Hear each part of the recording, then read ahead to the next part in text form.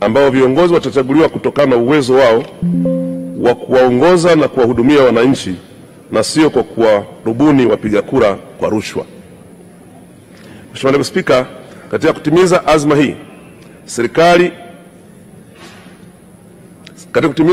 ya serikali, TAKUKURU imejipanga kudhibiti na kuzuia rushwa kabla, wakati na baada ya uchaguzi mkuu wa mwaka 2025 kwa kutoa elimu kwa umma kwa kutumia njia mbalimbali kuhusu madhara ya rushwa katika uchaguzi, kufuatilia nyendo za wagombea na wapambe wao kwa lengo la kuzuia vitendo vya rushwa, kukusanya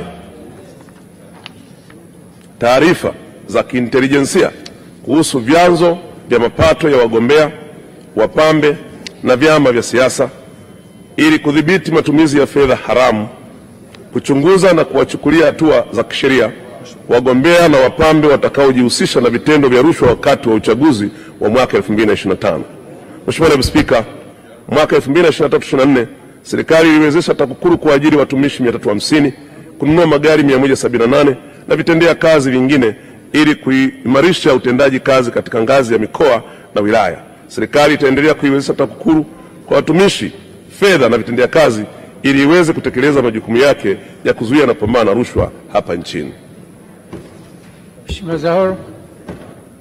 Nakushukuru Mheshimiwa Naibu Spika, pamoja na majibu mazuri ya serikali na kwa sababu waheshimiwa wabunge wataendelea kuwepo hapa kwa miezi mitatu inayokuja, lakini bado mazoezi kule kwenye majimbo yao yanaendelea kufanyika, na kwa sababu serikali imesema kwamba mwaka 2023-24 imeajiri watumishi 350, je, idadi hii ndio idadi hitajika au bado kuna mahitaji, na kama yapo nini kinafanyika? La kwanza. La pili, Mheshimiwa Waziri, ningeomba utusaidie. Kumekuwa kukijitokeza kwa dhahiri dalili za uvunjifu wa amani kwa lugha na kejeli na mambo mengi sana. Sasa ningeomba serikali iliambie bunge lako, je, mmejipangaje kama serikali ili kuhakikisha kwamba uchaguzi unaokuja utakuwa wa salama, wa huru na haki na hakuna mtu ambaye anayeweza kuzuia uchaguzi kwa mujibu wa katiba? Asante. Mheshimiwa Waziri, swala la kwanza linahitaji takwimu. Kama unazo zijibu, kama huna utazitoa baadaye. Sawa. Mheshimiwa Naibu Spika, nashukuru. Ninaomba kumjibu Mheshimiwa Zahoro maswali yake ya nyongeza kama ifuatavyo. La kwanza, serikali ya awamu ya sita toka imeingia madarakani imeweka nguvu kubwa sana katika kupambana na rushwa, kuzuia na kupambana na rushwa. Na katika kufanya hivyo tumeweza kupata vitendea kazi ambavyo kweli hatujawahi kupata kwa kiasi hicho toka chombo hiki cha TAKUKURU kuanzishwa. Kupata magari 178 kwa TAKUKURU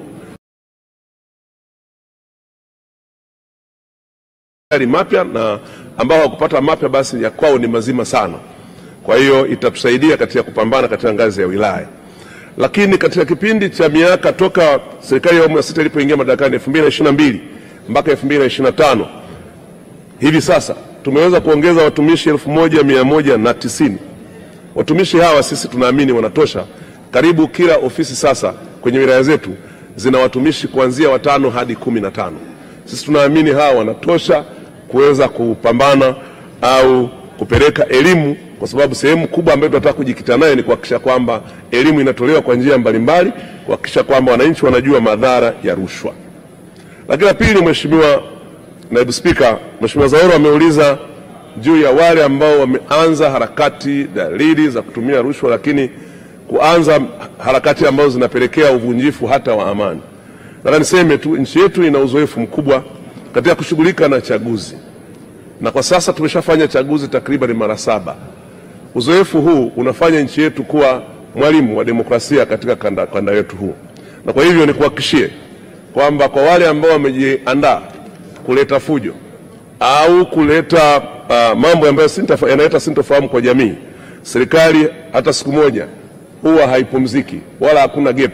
Serikali ipo, na hata kama tuko hapa na wengine wako hapa, lakini serikali ipo na vyombo vyetu katika kusimamia sheria huwa vina ushirikiano. Kwa hiyo hakuna mahali ambapo kutakuwa kuna upungufu wa watu wanaosimamia sheria. Na nikuhakikishie kwamba serikali imejipanga katika kusimamia uchaguzi wa mwaka 2025 kama ambavyo tumeshughulikia chaguzi nyingine kwa mafanikio makubwa. Mheshimiwa, tunaendelea. Ofisi ya Makamu wa Rais, Muungano wa Mazingira, Mheshimiwa Bakari